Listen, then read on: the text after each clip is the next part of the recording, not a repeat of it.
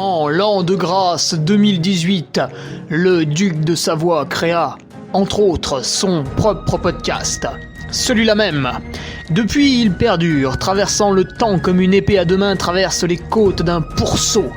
Car, fatigué d'entendre la même soupe servie, encore et encore par de vils faquins sur de fades et disgracieuses vidéos YouTube, il dut innover.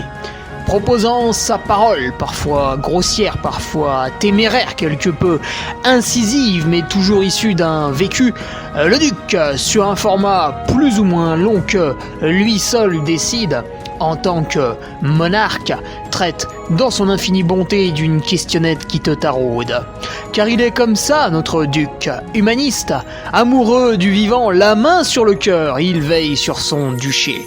Puisses-tu, ici, passer un bon moment assis en tailleur au coin du feu ou cavalant sur ton fidèle destrier vers de nouvelles aventures. Pose donc cette hallebarde, débarrasse-toi de ton home et nettoie les taches de sang de ce visiteur qui, troublant ta quiétude, s'est vu embrasser le mur afin de savourer pleinement la divine parole.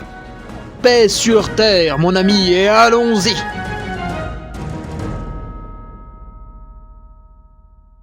Et bonjour à tous, alors je me permets de doubler entre guillemets l'introduction puisqu'après nous serons avec mon invité que je vous présenterai pour ce podcast numéro 202. Alors, mon invité absolument génialissime aurait dû être là pour le podcast numéro 200, mais pour les patriotes, ils l'ont vu, j'ai fait mon podcast journalier entre la Trans-Gran Canaria, que j'ai terminé pas trop mal, tu vois, une 11e place en 15h15, et qui s'est fait coter 819 sur l'index de performance UTMB.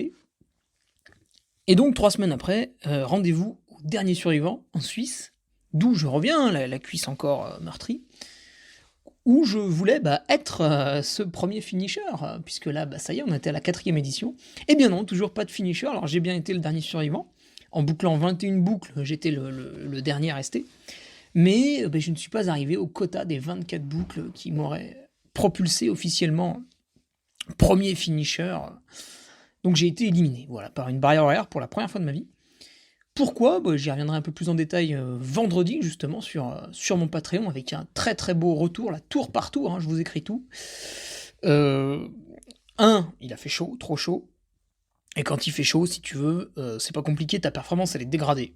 Sauf que le chrono, en fait, il s'en fout de ta performance. Parce que toutes les 30 minutes, si t'es pas arrivé, t'es éliminé. Donc il fait chaud, il fait froid, il pleut, voilà, tant pis. Tant pis pour toi, en fait. Donc on a souffert de la chaleur, malheureusement. Tandis que quand t'es en course, vu que tu te bats contre les autres, et que les autres souffrent aussi de la chaleur, en fait, il n'y a pas de problème. Il y a un problème si tu gères mal la chaleur.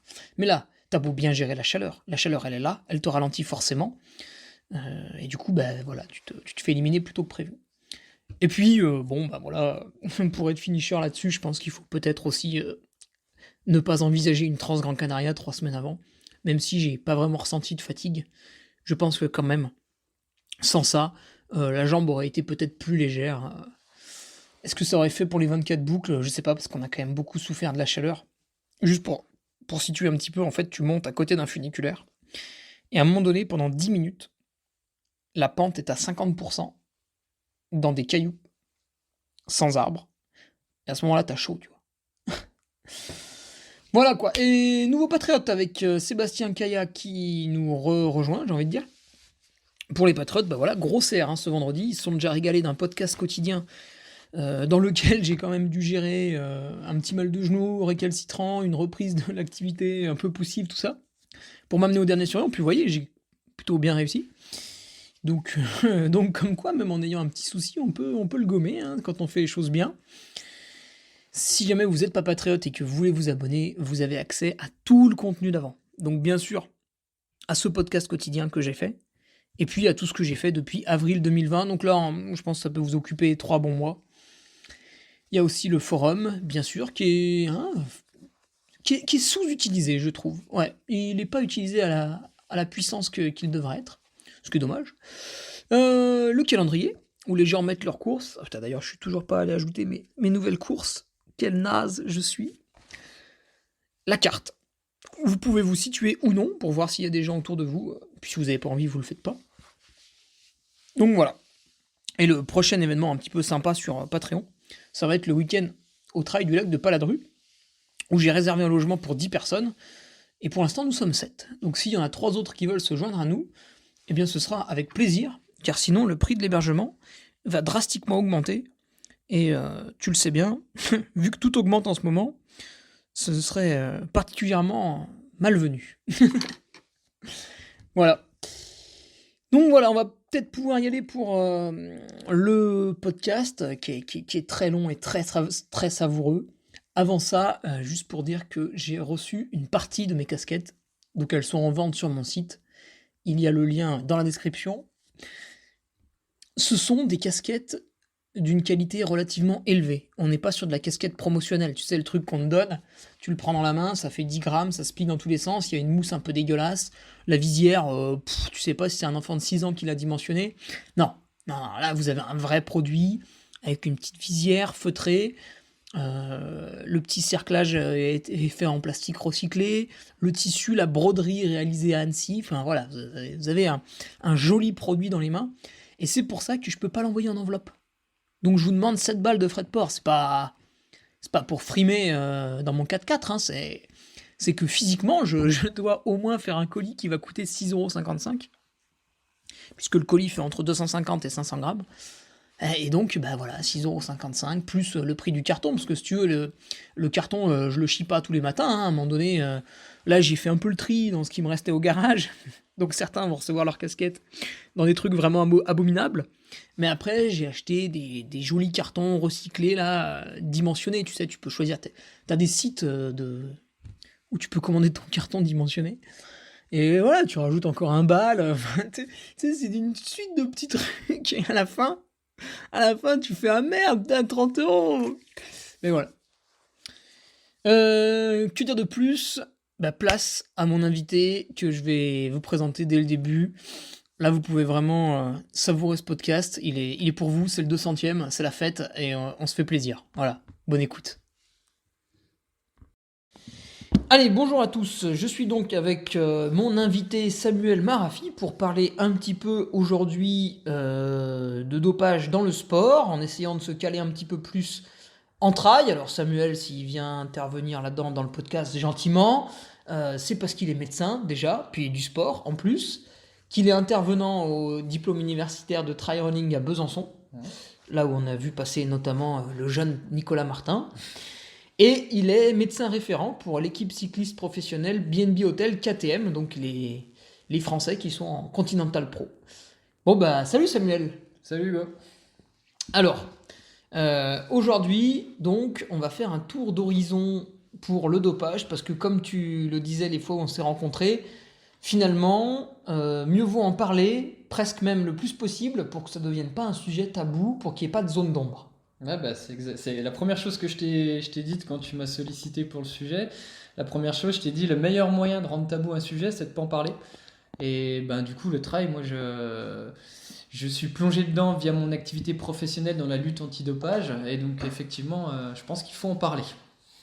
Voilà, parce que dans ton activité professionnelle, donc qui est dans le domaine de la médecine, mais tu interviens avec le programme Quartz, c'est ça? T'es déjà venu donner un coup de main? Alors, non, pas dans le programme Quartz du tout. Moi, après, donc, l'activité professionnelle, je suis plus dans le milieu du cyclisme à haut niveau. Donc là-dessus, on a le MPCC, c'est un équivalent du programme Quartz, mais adapté au cyclisme.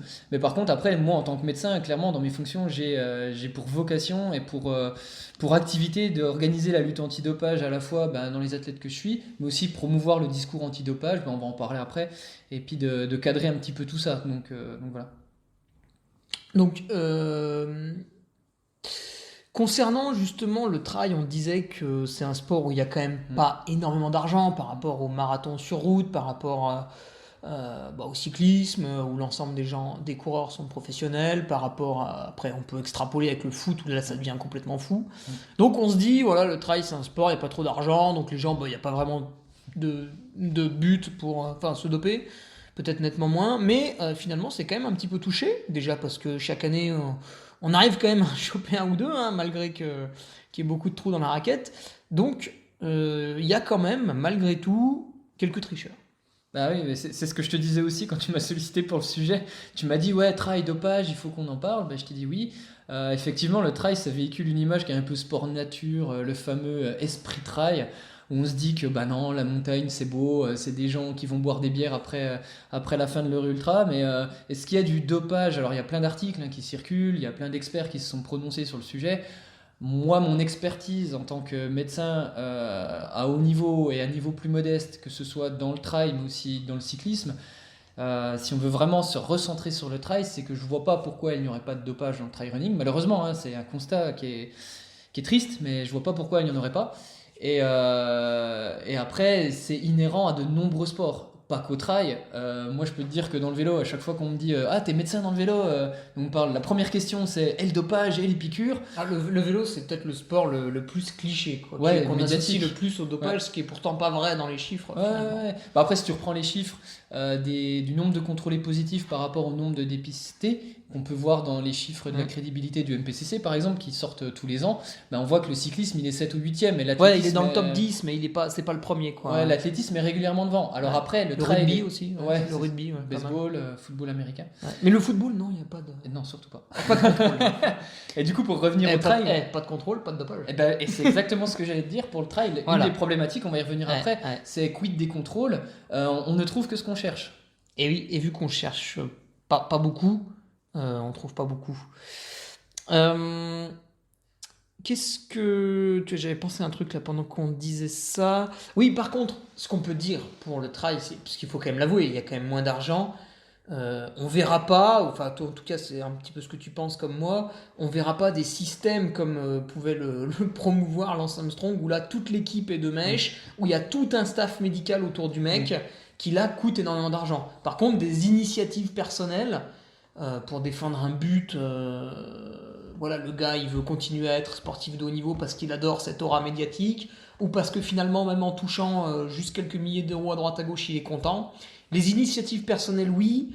Le très gros dopage lourd organisé, là, t'y crois un peu moins quand même. Ben, en fait, je pense que quand on parle de dopage, souvent on se dit le mec il prend un truc pour gagner. Il y a de l'argent, pas d'argent. Je pense qu'il faut juste remettre en perspective tout ça. Le dopage, c'est beaucoup plus complexe que simplement la performance sportive. Et tu le sais comme moi, dans d'autres sports, à d'autres niveaux, il y a une influence économique. Je suis pas expert là-dedans, j'y reviendrai pas, mais tu le disais, hein, des systèmes organisés par des équipes, par des staffs. Dans d'autres sports, on voit ça, on a vu ça, il y a eu des affaires. Donc effectivement, dans le vélo, où là, il faut beaucoup d'argent.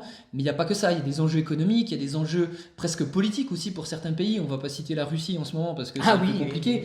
Mais ça va au-delà. Qui court toujours sous un drapeau neutre au JO. Ouais, c'est ça. Mais c'est pour ça, ça va au-delà du sportif lui-même. Je pense dans certains cas, voire même au-delà de l'argent et de la performance sportive pure. Il y a beaucoup d'acteurs et de composantes dans le dopage. Après, pour revenir dans le trail, effectivement, je te rejoins sur une chose, c'est que le trail, heureusement ou malheureusement, ça va dépendre des gens, mais il y a beaucoup moins d'argent que dans d'autres sports, même si ça commence à évoluer et à se professionnaliser un petit peu. Et du coup, la double problématique, c'est que les athlètes qui ont besoin de vivre du trail, ils ont besoin d'argent. Donc pour eux, c'est bien que ça se démocratise et qu'il y ait des sponsors et qu'il y ait de l'argent. Mais qui dit de l'argent dit que du coup, on va essayer de gagner devant le copain. Et on va mettre les moyens en œuvre pour terminer devant le copain. Et puis essayer de gagner la course, gagner plus d'argent. Donc ça, c'est la porte ouverte au trail. Donc, au dopage, pardon. Et donc je pense sincèrement que des dopages vraiment organisés, très complexifiés, avec des gros staffs, limite des laboratoires clandestins derrière dans le trail, c'est sûr qu'à l'heure actuelle ça doit pas être la chose la plus prépondérante. Après, j'ose espérer que dans les années à venir ça viendra pas, mais voilà. Nous, ce qu'on connaît bien en trail, parce qu'ils agissent sur l'UTMB, ils agissent aussi au Golden Trail Series si je me trompe pas, c'est le programme Quartz avec Pierre Salet toujours. Alors le programme Quartz, qu'est-ce que c'est en fait ? En quoi il est un petit peu plus sévère que la simple AFLD qui viendrait faire des contrôles de temps en temps ? Alors, le programme Quartz, c'est assez complexe. Je pense qu'il faudrait même demander du coup à Pierre Basset Salet, pour avoir les informations plus précises par rapport au fonctionnement. Mais en gros, l'idée générale, et je t'avais dit ça, si on parle de trail, si on parle de dopage dans le trail, il faut parler de comment ça se passe. Et ce qu'il faut savoir, c'est déjà, avant de parler du programme Quartz, c'est que dans tous les sports qui sont liés à une fédération, donc le trail, c'est la Fédération française d'athlétisme, c'est la World Athletics. Tous ces sports-là, ils ratifient ce qu'on appelle le Code mondial antidopage. Donc c'est un texte qui est revisité régulièrement, qui va dicter les lois sur ce que tu as le droit de faire et ce que tu n'as pas le droit de faire, en compétition ou en dehors de ça. Donc eux, ils vont jusqu'à un certain niveau en disant tel produit c'est interdit, tel produit c'est autorisé. Sauf que tu le sais comme moi, que cette liste elle peut être potentiellement restreinte, et il y a certains sports où ils sont allés un peu plus loin, où ils se sont dit ok, j'aimerais quand même aller beaucoup plus loin parce qu'il y a quand même de la déviance sur la fameuse zone grise, on va y revenir tout à l'heure, mais ces produits qui sont pas sur liste mais qui sont utilisés quand même pour améliorer la performance directement ou indirectement. Ah, par exemple, en vélo, il y a 2 ans ou 3 ans, le tramadol a été interdit. C'est ça. Mais si je fais un autre sport que le cyclisme, par exemple si je fais du judo, je peux prendre du tramadol. Pour l'instant, peut-être que dans 2 ans, l'AMA, l'Agence mondiale antidopage, aura changé les cordes à leurs arcs. Mais tout ça pour dire que dans le trail, dans l'athlétisme, s'est développé ce qu'on appelle le programme Quartz. Donc en fait, c'est un programme, c'est une structure indépendante des autorités antidopage, indépendante des fédérations, qui a un financement complètement indépendant, qui s'est donné pour mission d'aller un peu plus loin. Alors ils ont différents modules pour les organisateurs, pour les coureurs de haut niveau et puis pour le reste, les autres coureurs. C'est une adhésion complètement volontaire, alors il y a une petite participation financière, et ils ont 2 volets. Ils ont un volet suivi médical, donc ils vont proposer à des athlètes qui n'ont pas forcément des gros staffs, mais d'avoir des prises de sang régulières, déjà à visée santé, pour savoir si tout va bien. Mais ils ont aussi un volet antidopage, où là, clairement, ils ont une politique qui est assez agressive. Alors je ne vais pas utiliser le mot agressif, parce qu'agressif, ça veut dire que c'est méchant, c'est péjoratif, mais ils ont une politique qui est un peu plus poussée que l'agence mondiale. Ouais, strict, on va dire strict, où effectivement, pour eux, c'est quasiment 0 médicament sur les courses. Donc ils se sont associés à des structures, à des événements, le programme Quartz Event, comme l'UTMB, comme le Golden Tri Series, où en fait on va les solliciter pour faire du suivi antidopage. Je ne sais pas si tu veux qu'on y revienne après sur le contenu. Pour moi, c'est une très très bonne organisation, c'est quelque chose qui est pas mal. Après, ça reste, comme je te disais, une aiguille dans une botte de foin.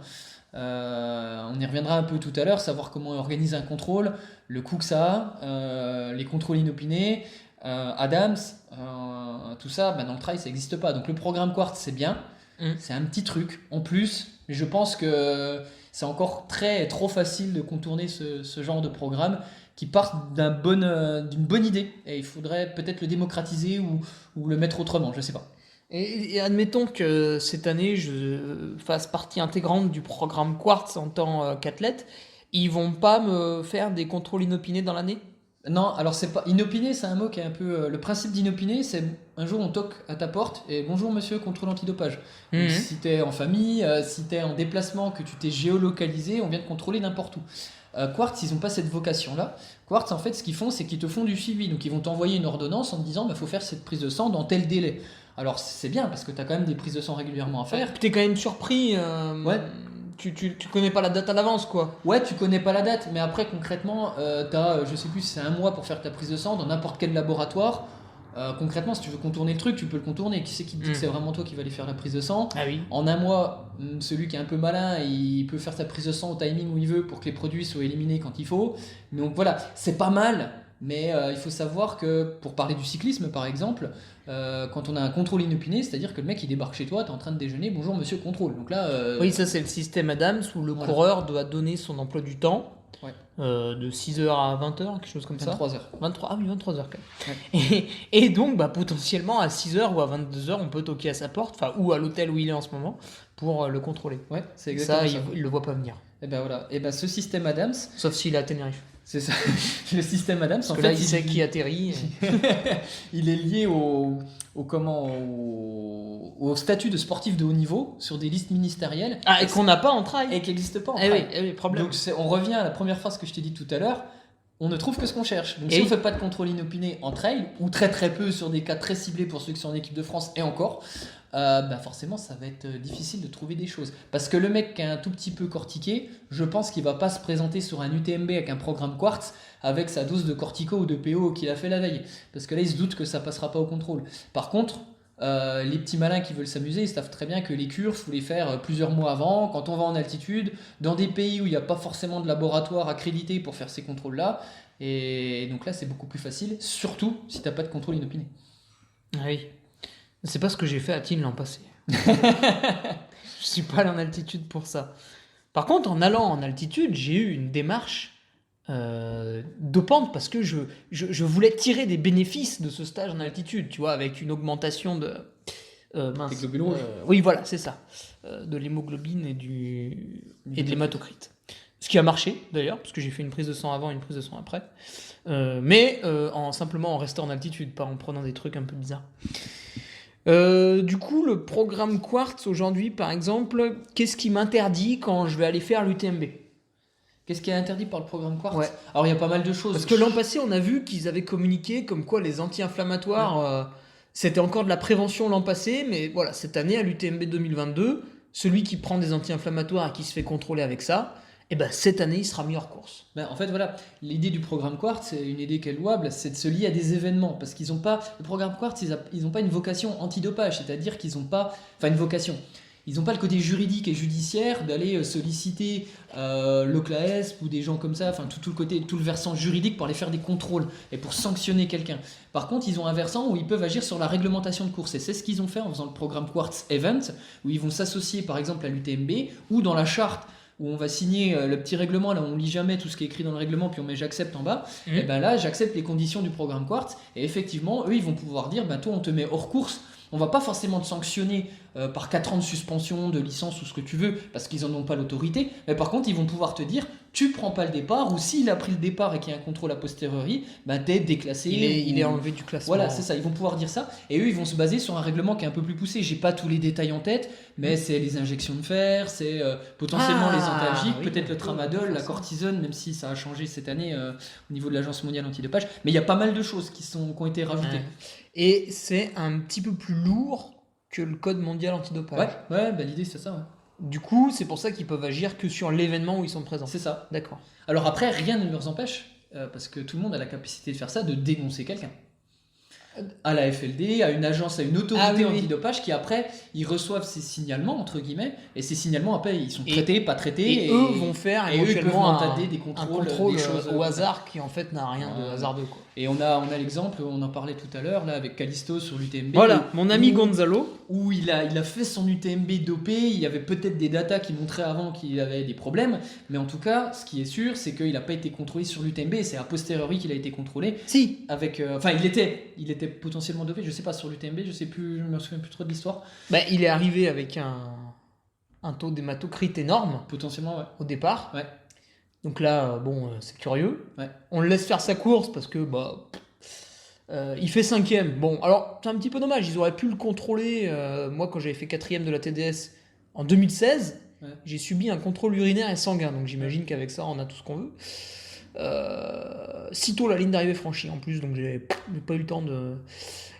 Et donc Gonzalo, c'est après qu'on l'a attrapé par contre. Ouais, c'est ça. J'ai pas le fin mot de l'histoire, hein, et il y a des choses qu'on ne saura pas. Mais ce qui est certain, c'est qu'il a franchi la ligne, il a été titré, il a eu sa place de 5ème là. 5ème, ouais. Et c'est quelques temps après, alors je sais pas combien de temps après, où ils l'ont chopé, ils l'ont déclassé, enfin voilà. De toute façon, il y a forcément une inertie, parce que de toute manière, si on contrôle positif, tu demandes l'analyse de l'échantillon B, parce qu'un vrai contrôle antidopage, il y a 2 échantillons, il y a toute une procédure qui est mise derrière, donc ça prend forcément un certain temps.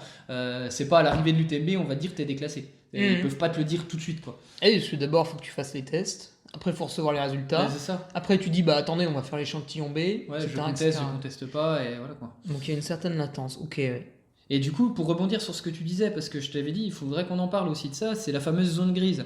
Parce que le programme Quartz, finalement, c'est leur champ d'action. La zone grise, c'est quoi? On en parlait tout à l'heure, tu as parlé de l'altitude. C'est un sujet qui est très intéressant. La zone grise, c'est quoi? C'est... Il y a la zone rouge. La zone rouge, c'est écrit dans le code mondial antidopage, t'as pas le droit. Tu te fais choper avec cette molécule ou cette méthode, voilà. T'es dopé, t'es sanctionné. Je prends de l'EPO, c'est interdit, on le découvre, j'ai la sanction. T'es sanctionné. Après, il y a la zone grise. Moi, ce que j'appelle la zone grise, ou certains appellent ça le dopage légal, même si j'aime pas cette association de deux mots qui vont pas ensemble, mais la zone grise, c'est je vais prendre un médicament dans un but d'améliorer ma performance. Donc déjà, au niveau de l'éthique sportive, ça pose question, mais ce médicament est autorisé. Et moi j'ai déjà eu le discours de certains sportifs qui me disent ah mais moi je prends ça parce que tant que c'est pas interdit je peux le prendre. Sur l'ultra, tu vois, par exemple des fois ils ont des maux de ventre et ils prennent un Spasfon, un Vogalib, voilà. Ça c'est autorisé mais ça a une éthique douteuse quoi parce qu'on prend un médicament pour pas avoir le problème. En fait c'est le flou parce que où c'est qu'on est dans le soin, où c'est qu'on est dans l'amélioration de la performance. Par exemple ne serait-ce que retarder la fatigue. Bah oui je fais un ultra je suis fatigué. Eh je oui. fais un ultra, j'ai mal aux jambes. Bah oui, mais c'est normal, tu viens de faire 160 bornes, t'es dans la dernière descente, c'est normal que t'aies mal aux jambes. Eh oui. Je vais prendre un Doliprane parce que j'ai mal aux jambes. Je prends ça pour une douleur. Bah, c'est l'indication du médicament. Il n'est pas sur la liste en compétition. Donc en théorie, tu risques rien. Mais après, conceptuellement parlant, éthiquement parlant, il prend un médicament pour avoir moins mal sur une situation qui est normale en trail à ce stade de la course, pour peut-être qu'il ait moins mal et donc améliorer sa performance. Donc ça pose question. Si tu regardes les définitions pour qu'une molécule ou une méthode entre au Code mondial antidopage, il faut qu'elle réunisse 2 critères sur 3, et je vais te les citer. Mais en gros, les critères, c'est 1, améliorer la performance sportive, ou avoir fait la preuve que ça améliore la performance sportive. Le deuxième, c'est mettre en jeu la santé du sportif, potentiellement, ou avoir fait la preuve de mettre en jeu la santé du sportif. Et le troisième, c'est être contraire à l'éthique sportive. Bah, si tu regardes le Doliprane, par exemple, ou un Eh oui. anti-inflammatoire, c'est dangereux pour la santé, c'est contraire à l'éthique sportive, et puis potentiellement, on peut se poser la question sur l'amélioration de la performance. Donc si on prend ces critères-là, ce médicament pourrait peut-être un jour rentrer sur la liste des médicaments du Code mondial antidopage. Oui, ça colle aux 3 critères. Ouais. Pour revenir un petit peu à nos programmes antidopage, là, avec le programme Quartz, qu'est-ce qui du coup pose souci aujourd'hui pour contrôler parfaitement un peu le monde du trail avec ce programme? Moi, je pense que ce qui manque... C'est qu'il intervient que épisodiquement sur des événements. Ouais, c'est ça. De toute façon, la lutte antidopage, contrôler quelqu'un en compétition, c'est passer à côté de 99%. Je parle s'il y a 100% de dopé, c'est passer à 99% à côté de quelqu'un qui se dope. Sincèrement, le dopage, que ce soit les anabolisants, les corticoïdes, tout ce qui est lié aux globules rouges, que ce soit le PO, les stimulateurs, les inductions de tout ce qui est EPO, enfin, on va pas rentrer dans les détails, on n'est pas en intervention de pharmacologie, mais tout ça, souvent, c'est des cures, ça se fait avant, la testo, tout ça. Un mec qui arrive en compétition avec ce genre de molécules, déjà ça peut être contre-productif pour la performance le jour J, et en plus il est un tout petit peu intelligent, il va pas faire ça le jour J. Donc globalement ça se fait avant, et c'est le problème du programme Quartz, c'est qu'il n'y a aucun caractère inopiné, aucun suivi à distance, et aucun contrôle en dehors des événements sportifs. Ils envoient des prises de sang, comme je t'ai dit tout à l'heure. Ils envoient une prise de sang, mais tu la fais quand tu veux, où tu veux, machin. Enfin voilà. Et, et finalement, celui qui utilise le dopage dans ses blocs d'entraînement, quand tu lui envoies la prise de sang, en fait, il sait exactement comment la contourner. Le petit malin, qui plus est, s'il a un staff à côté de lui avec des médecins véreux, des entraîneurs qui s'y connaissent, ils vont lui dire: attends, tel produit, ça met 3 jours pour s'éliminer du sang, tu fais ta prise de sang que dans 3 jours ou 5 jours. Ce qui peut pas passer au travers d'un contrôle inopiné qu'on a dans d'autres sports. Mais le trail, tu me posais la question, qu'est-ce qu'il faudrait dans le trail, qu'est-ce qui manque? Bah, clairement, Et il faudrait le système Adams, en fait. Ouais, il faudrait, si tu veux vraiment être plus poussé, il faut. Alors, je rentre pas dans le débat déontologique, est-ce qu'on contrôle bien comme il faut, est-ce qu'il y a des pressions économiques derrière au niveau des contrôleurs, parce que ça c'est encore autre chose, est-ce qu'il y a des états derrière tout ça. Moi je rentre pas dans ce débat-là, mais juste dans le dépistage, je pense qu'il faudrait qu'il y ait plus d'argent, parce qu'un dépistage c'est des contrôleurs qui doivent se déplacer, et puis il faut les rémunérer ces gens-là, surtout avec le prix de l'essence maintenant c'est compliqué, mais bref, t'as ça, donc ça coûte de l'argent, donc il faut beaucoup plus d'argent, sauf que le trail, il mobilise pas autant d'argent que dans le vélo, que dans le foot, que dans d'autres sports. Première chose. Et deuxième chose, il faut aussi une volonté derrière. Le trail, c'est un sport, c'est triste à dire, mais qui vit avec des structures privées. Et Oui, les parce que structures la privées, fédération, elle intervient très peu. Très très peu, ouais. Ouais. Bah, en fait, c'est lié au statut, ce que je te disais tout à l'heure. Au statut, pour avoir un contrôle de géolocalisation, être sur le système Adams, on en parlait, il faut un minimum de classement sur les listes ministérielles de sportifs de haut niveau. Sauf que la fédération, il n'y a pas 36 000 trailers qui sont sur des listes de sportifs de haut niveau. Il y en a quelques-uns quand même, non? Oui. Parce que par exemple. Alors, il y a plusieurs listes différentes. Et voilà, souvent les trailers, ils sont sur liste, ou en fonction de s'ils sont en équipe de France ou anciens de l'équipe de France, mais ils sont pas forcément tous soumis à Adams, à la géolocalisation. Non, mais ça, il y en a aucun qui. Il y en a aucun. Et moi, je parle pour la France, mais ça m'étonnerait que dans d'autres pays, il y en ait beaucoup aussi, parce qu'il y a des pays qui voient fleurir des trailers. En fait, ce qu'il faudrait, c'est que dès lors qu'il y en ait un qui chope un contrat professionnel avec une marque et qui gagne, je sais pas moi, peut-être plus de 20 ou 30 000 euros à l'année, ce trailer doit entrer dans le système Adams.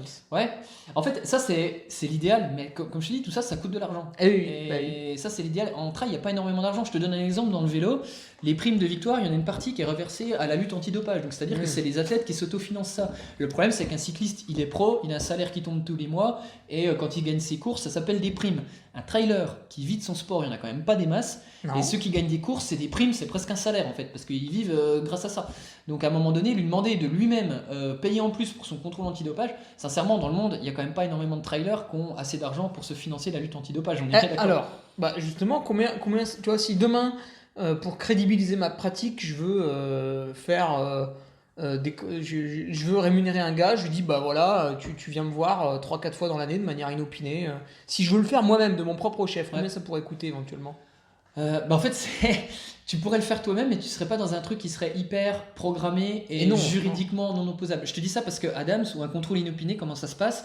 Il y a 2 personnes, les produits sont scellés, il y a des boîtes scellées, il y a des numéros d'identification, ça va dans des laboratoires accrédités qui derrière vont analyser de manière automatique. Ça se fait pas dans le labo du coin à côté de chez toi, au plein milieu de la Savoie, hein. C'est un truc qui se fait vraiment de manière assez précise. Donc toi, Ça, c'est pour pas qu'il y ait de corruption. voilà, en gros c'est ça. Mais toi, est-ce que tu peux t'offrir ces prestations-là? Je t'avoue que j'en sais rien. Pourquoi pas? Peut-être. Mais ça coûte énormément d'argent. Déjà 2 contrôleurs qui viennent, ça doit être 400 ou 800 balles pour un contrôle. Enfin, t'imagines même pas après les analyses en laboratoire et tout. Toi, ce que tu peux faire, effectivement, tu peux rentrer dans un programme Quartz par exemple. Un programme Quartz Elite en disant bonjour, je suis athlète élite, je veux rentrer dans le programme. Donc tu t'estampilles programme Quartz. Après, tu peux faire la communication qui va avec. Hein. C'est bien sur les réseaux sociaux. Regardez, GoFerrari. Et oui, c'est pas du greenwashing, c'est du dopage washing. Exactement. Mais on en connaît plein qui étaient iron clean en athlétisme et puis qui malheureusement sont tombés dans des affaires encore récemment. Ah merde. Donc voilà, on ne sait pas comment ça se finit. Il faut jamais vendre la peau de l'ours avant de l'avoir tué. Mais en tout cas, c'est compliqué de se dire. À l'heure actuelle, en tant que trailer, je m'achète une crédibilité, je me dis tiens, ce que je fais c'est bien. Parce qu'il y en a qui vont publier aussi le résultat de prise de sang, programme Quartz sur les réseaux, regardez ma prise de sang. Après, il y a un adage qui dit c'est l'arbre qui cache la forêt. C'est pas parce que je vous montre un truc derrière, je fais pas autre chose. Et finalement, tu montres la prise de sang que tu veux bien montrer, quoi. C'est ça. Et là, je prends une autre casquette, celle d'organisateur. Voilà, donc j'organise le trail niveau Les Rovards. Demain, j'ai envie de contrôler le vainqueur et puis une autre personne au hasard. Combien ça pourrait me coûter, ça? Ça te coûte, on va dire 800 balles, je pense, un truc dans le genre là. Et encore, je sais pas. Finalement, ça peut s'envisager pour pas mal d'organisateurs. Ouais, ça peut s'envisager. Pour un organisateur, il faut solliciter la fédération, ou en tout cas l'agence qui est liée à la fédération de lutte antidopage. Donc par exemple, soit la FLD, tu peux solliciter, soit la Fédération Française d'Athlétisme, en disant voilà, j'organise un événement, je veux un contrôle antidopage ou pas, et ils y vont, ils viennent, ils te proposent une presta, enfin voilà. Après, c'est des gens qu'il faut rémunérer, hein, comme je t'ai dit tout à l'heure, mais c'est faisable. De toute façon, toi en tant qu'organisateur, tu n'es pas sans savoir que normalement, dans ton règlement d'organisation de course, tu dois prévoir un local antidopage au cas où il y ait des contrôles. Tu regarderas dans le règlement de la FFA, c'est écrit, il y a un petit truc. Oui, mais astuce, tu n'es pas obligé d'organiser sous l'égide de la FFA. Tu n'es pas... Ouais, d'accord, ok. Et du coup, tu peux pondre un autre règlement. Par exemple, tu peux autoriser à des gens de 18 ans de faire un ultra-trail. Ouais, bon, là on tombe dans un autre truc, tu t'y connais plus que moi là-dessus. Ouais, je regarde un peu. Donc oui, si t'es pas Trail Tour National, si t'es pas... Il y a des labels régionaux aussi pour la FFA. Ouais. Et si tu adhères pas à ça, tu peux faire un petit peu ce que tu veux. Ouais. C'est la préfecture qui décide. Ouais. Mais dès l'instant où tu as un événement outdoor, t'es quand même pas soumis à... C'est la préfecture qui décide. D'accord. Après, c'est un événement sportif d'extérieur et si ton dossier fait plaisir à la préfecture, elle valide. Et puis si il y a un truc qui l'a fait tiquer, elle te demande de le modifier ou elle te donne pas l'autorisation. D'accord. Voilà. Alors, maintenant, on va parler un petit peu plus des médicaments, ceux qui sont autorisés, pas autorisés, ceux où le mec se gourre et il tombe positif, ceux où le mec tombe positif, mais en fait, on est sûr, il s'est pas gouré. Parce que moi, je m'étais intéressé à ça. Bon, je lis Sport et Vie depuis, je sais pas, peut-être 15-20 ans. Mais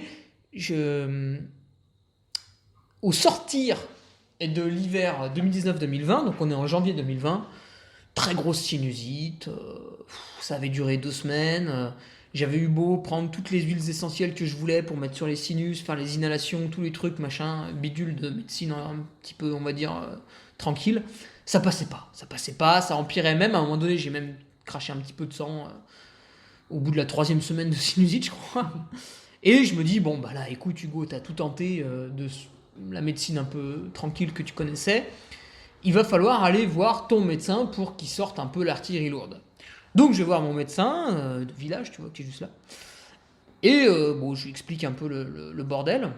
Et il me dit, bah là, ce qu'on va faire, c'est qu'on va mettre 3 jours de cortisone, vraiment carabiné, pour tuer le truc, et après tu repars à neuf. Donc je lui dis bah ok, c'est toi le pro, c'est toi qui sais. Et je lui dis par contre là on est lundi matin, j'ai une course dimanche. Est-ce que c'est embêtant? Parce que là la dernière prise de cortisone allait intervenir le mercredi midi. Et il me dit, ouais, pas de souci, ça part du corps en 48 heures.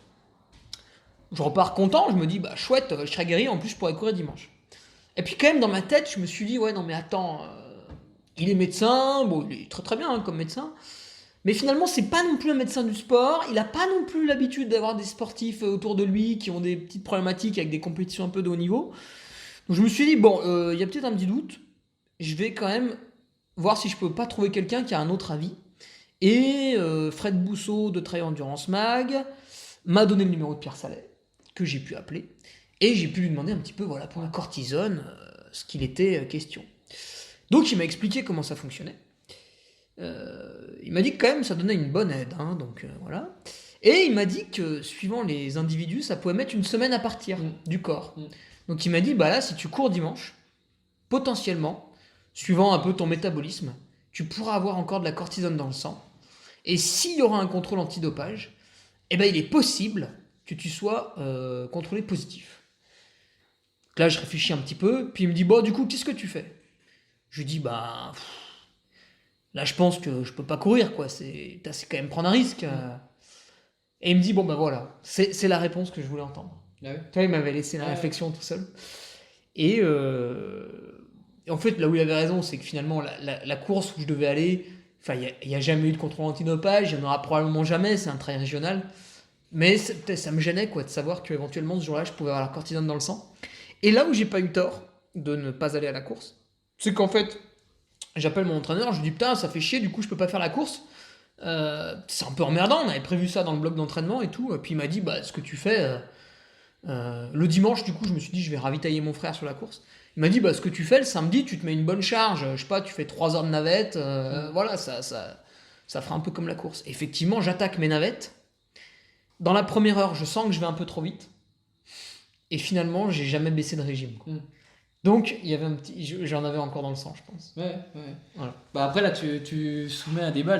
Et donc, tout ça pour dire que si finalement je serais allé me soigner chez le médecin en me disant, bon, le médecin m'a dit ça se barre en 48 heures, c'est bon, je peux faire la course dimanche, tac, je me serais fait avoir. Ah bah c'est possible.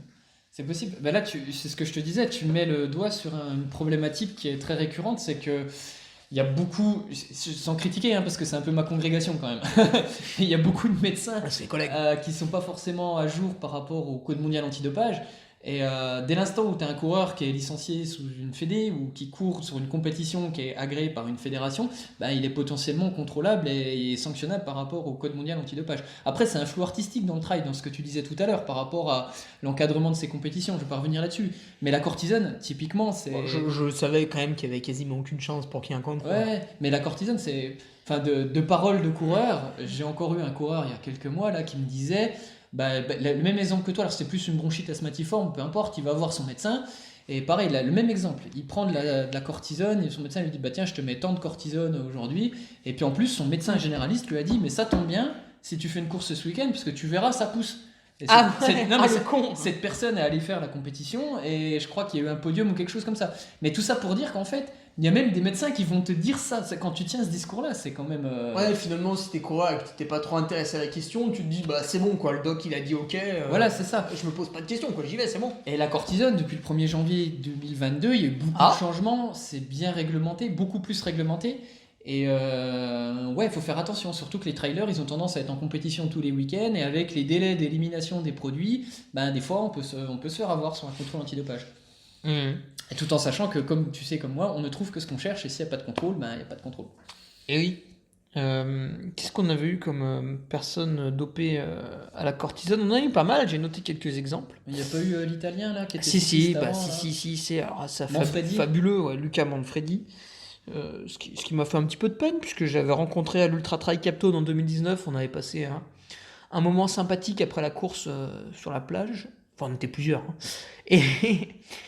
Et Lucas, ouais, malheureusement, il s'est fait prendre à la cortisone. Alors, je me rappelle plus, je sais plus si j'avais noté ce qu'il y avait exactement. Ouais, je sais plus exactement. Mais... Alors, sachant qu'il était cycliste avant, professionnel. Il était cycliste avant les années 2010 et il avait été contrôlé sur des cyclosportives italiennes qui sont en général un festival de. Voilà, ça va à une allure démesurée hein, sur la cyclosportive italienne. Je ne me prononcerai pas sur les noms italiens. Parce que général. M. Ferrari et M. Marafi, à mon avis, on est peut-être mal placés pour parler de dopage. Ah voilà, c'est ça, triamcinolone. Ouais, Ça, il me semble que ça, on est allé chercher aussi chez la Bahrain Merida l'an passé, non? Ouais, alors ça, c'est un produit qu'on met en injection intra-opéra-articulaire en fait. Ah oui. C'est de l'Altime, d'ailleurs, qui est plus en vente ou c'est un peu compliqué d'en avoir, mais c'est un produit d'infiltration. Ouais. Et souvent, c'est bon, peu importe, on va pas rentrer dans les produits, mais la cortisone, c'est le problème, c'est que c'est l'élimination. Pour la faire courte, il y a des produits qui sont interdits en compétition et d'autres en dehors des compétitions tout le temps. La cortisone, la plupart des corticoïdes sont interdits en compétition. Que ce soit des comprimés, des injections dans les muscles, des injections dans les veines ou dans les articulations depuis le 1er janvier. C'est interdit en compétition. Mais par contre, en dehors, si tu as un problème comme toi, une sinusite, tu as le droit de te traiter. Tu vas pas mourir d'un choc allergique. Si tu as besoin de cortisone, bah, tu en auras. Le problème, c'est que c'est interdit en compétition. La compétition démarre à minuit le matin où tu vas démarrer ta compétition. C'est-à-dire que si le départ il est à 6h du matin, bah, depuis minuit, potentiellement, tu es considéré comme en compétition. Donc si tu as un contrôle, si on retrouve des traces, ben, c'est pour ta pomme. Et dans le code mondial antidopage, c'est écrit tout athlète est responsable d'une molécule qu'on trouve à l'intérieur de son organisme. Bah oui. Donc c'est là que c'est compliqué parce qu'un footeux qui va faire des matchs tous les 3 jours, un trailer qui va faire des compètes parce qu'il y en a de plus en plus tous les week-ends, et puis ben, qui malheureusement a pris 3 jours de cortisone parce qu'il avait une sinusite. Et en plus, c'est de la cortisone, c'est pas de la. Oui, ça pousse un peu, mais c'est pas la cortisone dans un but dopante, c'est pour se soigner. Et ben le mec, il peut être contrôlé positif. Ça, c'est certain. Et donc, du coup, il faut se charger de regarder les durées de demi-vie. Alors après, il y a un très très bon docteur franc-comtois qui a fait sa thèse là-dessus, il me semble. C'est toi, ça. C'est toi. En tout cas, voilà, pour essayer de regarder les demi-vies d'élimination, mais surtout pour dire qu'en dehors du dopage, la prise de cortisone, ça affaiblit les surrénales, même ponctuellement. Et si le mec il doit se faire opérer parce qu'il s'est pété une cheville pendant la course, il peut avoir des graves problèmes derrière parce qu'il a pris de la cortisone. Donc au-delà du fait que ça pousse un peu, ça peut être aussi dangereux pour la santé. Donc maintenant, il y a des délais. Je sais que nous, dans le vélo, on met les mecs en arrêt maladie, on refait une prise de sang 8 jours après pour être sûr que tout aille bien avant de les autoriser à refaire de la compétition. Et oui, pour être certain qu'il soit, enfin que ça soit barré du corps le jour J, quoi. C'est ça. Ok, ouais. Et cette cortisone, ouais, le souci c'est que tu peux avoir justement des AUT. C'est là que ça. Ouais, au débat, on pourra en parler encore pendant 2 heures, mais les AUT, donc pour ceux qui connaissent pas, c'est les autorisations d'utilisation temporaire. C'est pas à usage thérapeutique. Thérapeutique, pardon. Thérapeutique. Ah ouais. Temporaire, en médecine, c'est pour autre chose. Thérapeutique, en fait, l'idée, c'est de se dire, il y a des médicaments qui sont interdits. Mais par contre, j'ai une maladie qui fait que je suis obligé de prendre ces médicaments. Parce que j'ai une maladie grave, rare ou j'en sais rien. Et je suis obligé de prendre ces médicaments, mais ben, j'aimerais bien faire un peu de sport. Qu'est-ce qui se passe? Donc on fait une demande d'AUT auprès d'une autorité qui est nationale ou internationale en fonction de son niveau. Et eux, ils vont être chargés de dire, ok, vous avez le droit de prendre ce médicament à telle dose pendant tant de temps. Et puis cet AUT va te permettre de dire, ok, toi tu as telle maladie, donc tu as le droit de prendre de la cortisone, même pendant les compétitions, parce que tu as telle maladie, mais tu ne dois pas dépasser tel dosage, tu ne dois pas faire ça, parce que tu as telle maladie qui a bien été étiquetée. Alors les AUT, on pourrait avoir le débat pendant des heures, c'est que... Il y a les AUT de complaisance. Ouais. Tu tousses un peu et paf, t'es asthmatique. Alors avant c'était ça, maintenant ça se bride quand même énormément. Il faut des tests pour prouver que t'es asthmatique, puis pas simplement un test respiratoire, il faut des trucs un peu plus poussés. Et puis maintenant il y a des médicaments qui passeraient plus. Enfin clairement la cortisone pour un asthme en France, pour une AUT, ça passerait pas. La problématique c'est qu'il y a certains pays qui ont des référentiels différents et que tu vas pouvoir avoir une AUT pour de la cortisone peut-être en Belgique par exemple que tu n'aurais pas en France. Donc c'est ce qui fait un peu débat dans le monde professionnel de haut niveau, c'est de se dire que pour une même pathologie, tu vas pas avoir le droit à la même AUT. Et donc là, c'est un peu compliqué. Et oui, parce que du coup, sur une compétition internationale, tu vas buter sur un coureur en face de toi qui a droit à des choses où t'as pas le droit. Voilà, c'est ça. Et qui a la même maladie que toi. On a tout le droit d'être asthmatique. Enfin, ça fait un peu débat, oui, ils sont tous asthmatiques. Mais oui, il y a des gens qui ont de l'asthme.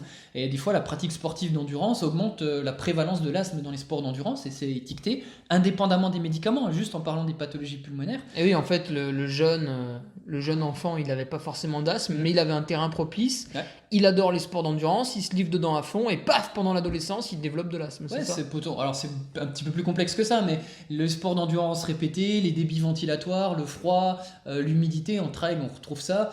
Les dépressions immunitaires, il y a pas mal de choses qui fait qu'il y a une plus grande prévalence dans les sports d'endurance des asthmes, bronchospasmes d'effort, dans le vélo, dans le ski de fond et dans la course à pied. Mais c'est pas pour autant qu'il va y avoir besoin d'un traitement qui est interdit. On peut prendre un traitement pour traiter son asthme, le stabiliser, sans que ce soit un traitement qui soit pris à but d'augmenter la performance. Mais la limite, elle est floue.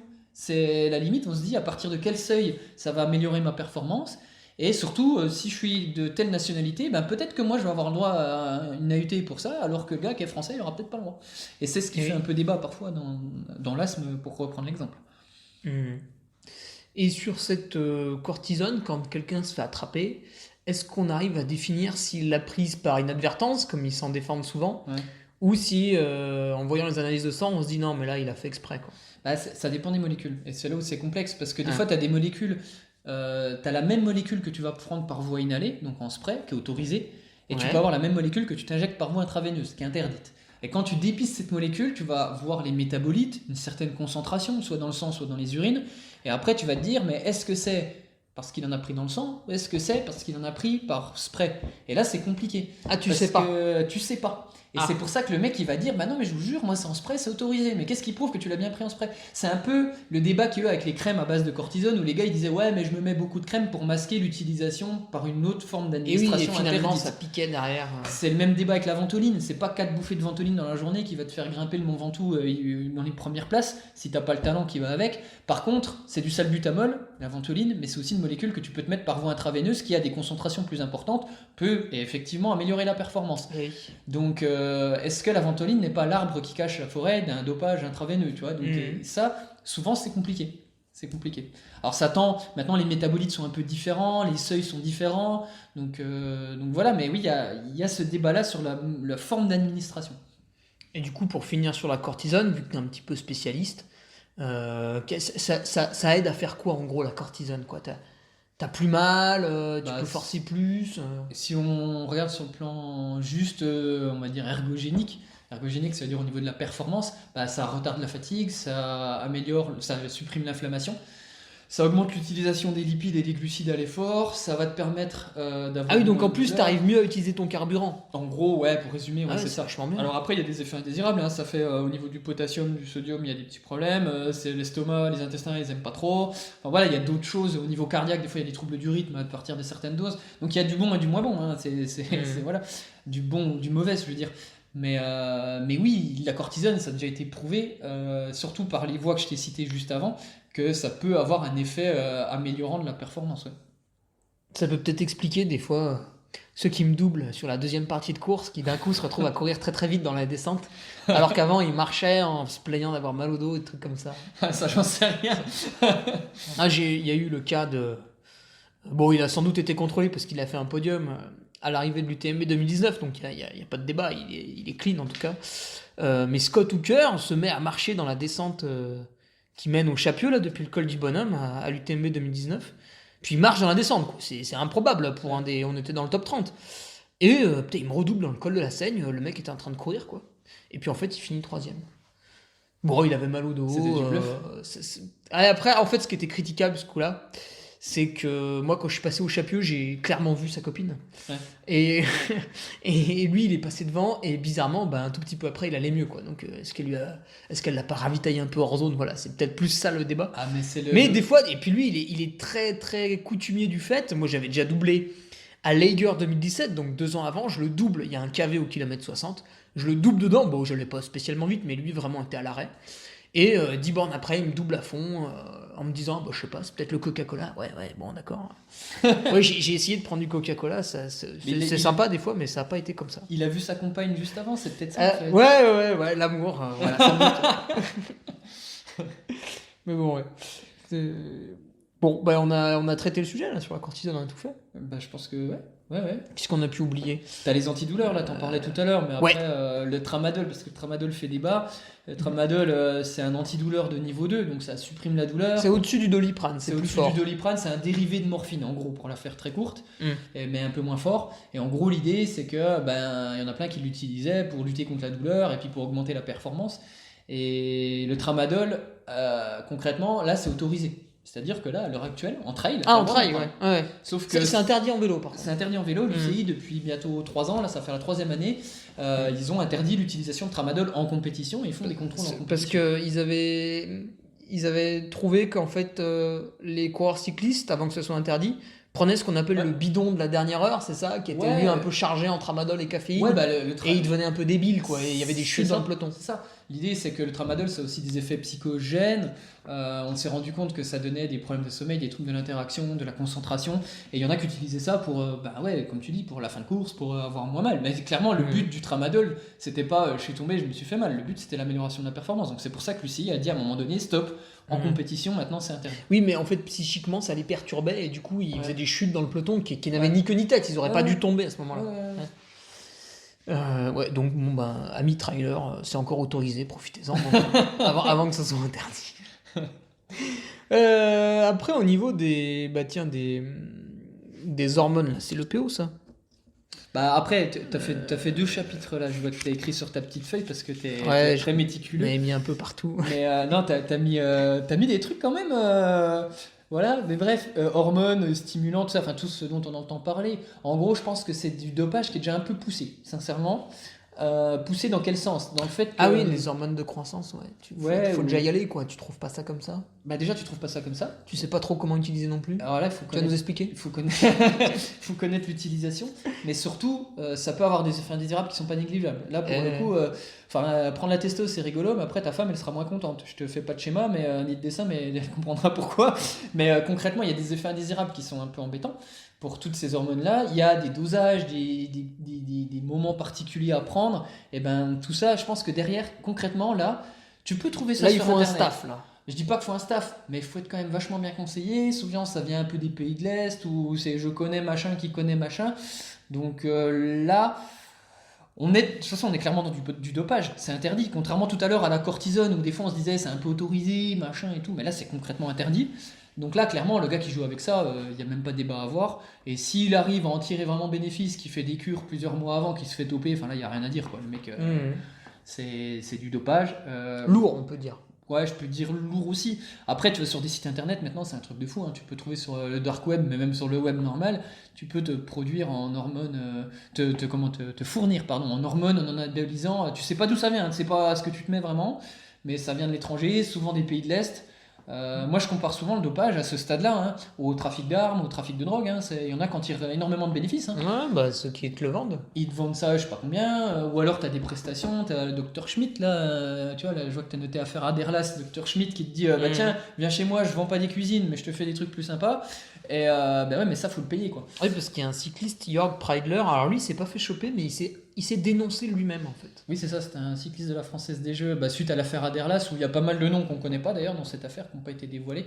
Mais alors là, c'est encore un autre pan de la lutte antidopage, c'est-à-dire que là, c'est même pas des gens qui ont été contrôlés positifs, c'est-à-dire que là, c'est une descente de police, on est arrivé là-bas, mais tu prends les gars la main au sac. Il avait les produits chez lui. Donc là, tu peux pas dire, mince, j'ai une poche de sang dans le bras, c'est parce que je suis anémié aujourd'hui. Enfin bon, voilà, quand t'es skieur des fonds. Et oui, et c'est aussi pour ça que des fois, il y a des centres de police dans les hôtels des équipes pour faire un peu peur, on va dire, pour pas qu'ils fassent ça. Parce que c'est pour finir un peu le topo du jour, mais le problème de la lutte antidopage en trail, mais dans d'autres sports, c'est qu'il y a un débat qui fait foi, qui court, c'est qu'il y a un retard potentiellement entre des nouvelles techniques qu'on va découvrir, des choses qu'on va découvrir a posteriori, et c'est pour ça que sont conservés les échantillons après, et puis l'ingéniosité des gens qui développent de la lutte antidopage.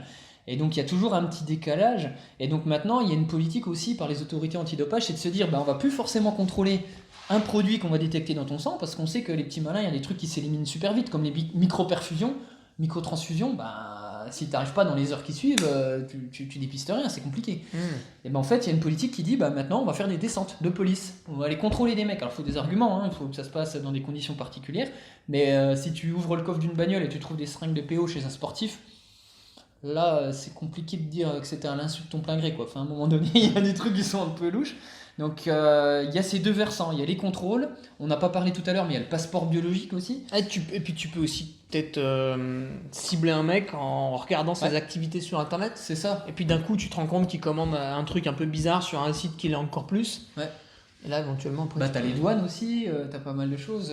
Puis bon, il y a des sujets, on n'a pas parlé, mais la Covid, là, il y a des laboratoires qui ont fermé, il n'y avait plus trop de lutte antidopage. Donc pendant l'année 2020, ça a été un peu la porte ouverte à pas mal de choses. Et il y a des gens qui ont vu leur performance peut-être augmenter, et sur des critères de performance, ça peut mettre la puce à l'oreille sur certains en se disant, mais tiens, mais lui... Oui, mais ça, c'est souvent ça. Tu te dis, putain, lui, cette année, il y va, quand même. C'est impressionnant, quoi. Ouais, c'est ça. Puis alors, souvent, le mec te sort... Ah, mais c'est parce que je me suis mis à un régime végétarien. Sans gluten. Ah, c'est parce que j'ai éliminé le gluten. Je crois que c'est Maria. Je sais plus quel tennis ou. Non, c'est pas Maria Sharapova, c'est beaucoup plus vieux que ça. Mais t'avais une dame en tennis, c'est vieux, hein, c'est les années 70, 80. Au final, elle avait été convaincue de dopage. C'était sorti dans Sport et Vie. Et en fait, elle avait dit que c'était grâce. Elle s'était mise à manger beaucoup de pâtes, tu vois. Donc, énergétiquement, c'était le feu et tac, ça y allait. Bam, bam, bam, bam, bam, bam, elle fatiguait jamais. Et en fait, non. Il y avait des petites cures derrière le plat de pâtes. C'est toujours ça. Mais du coup, le plat de pâtes était vachement resté dans la tête. Comme quoi, c'était Chargé. super bien. Fallait charger. Chercher en fallait y graines de aller. pavot aussi. Ouais, ah oui, cette histoire fabuleuse. C'était quoi, Laureline Gressan, un truc comme ça. Elle s'était fait contrôler en quoi, en trail en 2011, un truc comme ça. Elle avait pris trop de graines de pavot, elle avait expliqué. De toute façon, après, si tu trouveras plein d'excuses X ou Y pour. Là, je conseille Sport et Vie. Hein. Il y a 4 pages à la fin sur le front du dopage. Bah, tu te régales. Il y en a aucun, c'est de sa faute. Hein. Aucun. Ah, le steak de cheval. Hein. Le clenbuterol de Contador, ouais, fabuleux ça aussi. Hein. Pas moi, c'est le steak. Ah oui. Qu'est-ce qu'on disait? Parce que je t'ai coupé. Alors du coup, non mais on parlait de se fournir en produits et que oui. derrière font un staff sur ces produits qui sont un peu plus poussés. Il y a un autre débat, bon on pourra en parler des heures encore du dopage, mais il y a le débat des troubles de la différenciation sexuelle aussi, comme Caster Semenya, la sud-africaine. Ah oui. Où en fait là on est dans le sens inverse, c'est une personne qui a un trouble de la différenciation sexuelle, qui va produire trop de testostérone, mais qui du coup va concourir dans la catégorie féminine, donc clairement plus de testo que les femmes. Ouais. Donc elle, pour pouvoir concourir, elle doit justifier qu'elle prend un traitement qui abaisse la testostérone. Ouais. Donc là, c'est un peu l'inverse, c'est-à-dire que pour pouvoir faire du sport, il faut que tu montres, patte blanche, mais que tu montres que tu prends bien un traitement. Mais ça, dans le trail, il n'y a pas. Si tu as une athlète qui a un hyperandrogénisme dans le trail, mais elle va s'amuser.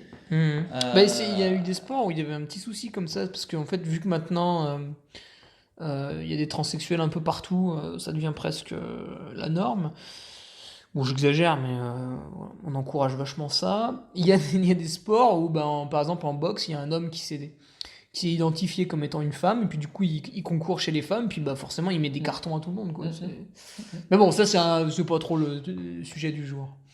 Ça reste quand même très amusant. Putain, j'avais pensé à un truc en disant ça. Ah oui En 2012, j'avais eu une mononucléose et du coup, j'étais resté cloué au lit un mois. Puis après, j'avais fait du sport un peu aérobie un autre mois. Bref, disons 2 mois à quasiment rien foutre. Et en plus de ça, j'avais fini mes études. Donc j'étais vraiment là à glander chez moi. Et j'avais erré sur des forums de musculation. Tu vois, tout de suite, ça m'amène un peu. Et j'ai trouvé des super forums. Par exemple, le forum Super Physique où là, c'est 100% naturel. Les mecs vendent ça et tout. Puis tu le vois une fois que tu connais un peu le truc. Ils ont des performances qui sont assez modestes. Donc finalement, pourquoi pas. Il y avait le forum Nutrimuscle qui était qui était pas mal aussi, vraiment sympa. Et de temps en temps, il y avait un sujet un peu houleux sur le dopage qui sortait. Alors, c'était un peu comme en musculation, c'est un peu comme en vélo, tu vois. Le dopage, ça y va, ça parle. C'est pareil, tu dis à un mec que tu fais de la musculation, il te dit c'est de la gonflette, tu te piques les biceps, machin. Il y a un peu les mêmes clichés. Et là, souvent, il y avait un forum qui sortait, c'était Muscle Métal, tu vois. Muscle-métal. Et là, c'était un forum, c'était exceptionnel. Que des dopés. Ouais. Que ça. Et ils te donnaient des conseils pour te piquer, pour te donner des trucs. Donc, ça existe. Ouais. Et tu pouvais y aller avec Google, hein, pas de souci. Il n'y avait pas de dark web, tout ça. Hein. Après, on n'en parle pas souvent, mais le culturisme, l'haltérophilie, alors c'est sportif, il y a une fédération, même si tu lis Sport et Vie, tu te rends compte que la fédération d'haltérophilie, il y a eu quelques petits soucis sur le plan antidopage, mais le culturisme, bon, c'est pas le sujet du jour, mais c'est sûr que les salles de sport, elles ont été, et par expérience, pas personnel, mais de patients, je peux te dire que souvent, on voit des trucs... Ouais, eux, ils jouent vachement avec les hormones, par contre. Hein. En fait, sur le truc muscle en métal, t'avais des mecs qui témoignaient, ouais, les gars, putain, ça fait 6 mois, j'ai la tête au fond du trou. Je pense qu'ils donneraient des leçons à pas mal de médecins sur comment faut prendre et combien et à quel moment. Hein, donc, puis ce qu'ils racontaient, c'est qu'ils recevaient un protocole, tu vois. Ouais. Ils savaient pas vraiment d'où ça venait. Ouais. Putain, les mecs, ils l'appliquaient, hein, peur de rien. Hein. Ouais. Impressionnant. Qu'est-ce qu'on a après quoi, le café? T'avais noté, parce qu'on est en train de boire un café, et t'avais noté café, avec un petit Gugus qui rigole. Parce que peut-être que tu bois beaucoup de café, toi. Non, j'en prends 4 maximum par jour. Et des fois moins. Ouais, non, mais le café, après, on en avait parlé déjà un petit peu. La caféine, tu sais, ça a été autorisé, interdit. Ah, ça a été interdit, exact. Pourquoi ça a été interdit? Parce que ça améliore quand même un peu la performance, et on le sait. Il y a pas mal de data qui le montrent. Mais là, on rentre dans la zone grise. On rentre dans la fameuse zone grise. C'est-à-dire que Bah, t'entraîner en altitude, ça améliore la performance, mais t'entraîner tout court, ça améliore la performance. En fait. Oui. Mettre des lames de carbone dans ta chaussure, peut-être que ça améliore la performance. Peut-être que faire de la préparation physique, ça améliore la performance. Peut-être que boire un jus de betterave, on en parlait, ça améliore ta performance. Et la question, elle est, où c'est que je mets le seuil de dire, bon là les gars, ouais, ça améliore, mais non quoi, et oui. Et la caféine, bah, ça a fait un peu le yo-yo. Il y a des années, c'était interdit, ensuite ça a été autorisé, ensuite ça a été interdit, mais avec un seuil dans les urines. Aujourd'hui, il n'y a plus rien. Aujourd'hui, il n'y a plus rien. Tu peux te charger en café, mais du bon café. Vraiment du bon café, t'auras pas de problème. Ça fera mal aux intestins, ça t'en prend un peu trop, mais il n'y a pas de problème. Et la caféine, bah, alors là, tu le sais comme moi, ça circule dans tous les milieux sportifs. Ouais, alors pour avoir testé, moi ce que j'aime bien faire, c'est avant un ultra trail ou une compétition importante, je ne bois plus de café, ni de thé, donc j'ai pas de caféine, pas de théine dans mon corps. Mon organisme, tiens, il commence à crier un peu famine là-dessus, et je dis, ah bah tiens, il y en a plus. Et du coup, j'en consomme pendant la compétition, donc vu qu'il a été un petit peu déshabitué, je bénéficie de l'effet booster. Donc là, on est totalement sur une pratique dopante. Ouais. Mais je le vis parfaitement bien. J'avais fait ça en 2018. Voilà, c'est la première fois où je l'ai fait. Et j'ai acheté un complément, enfin de la caféine, parce que bon, boire un café sur une course, c'est chiant, on te le sert. Il est trop chaud, c'est du soluble dégueulasse, enfin bon, c'est chiant. Du coup, j'avais des petits cachets de caféine.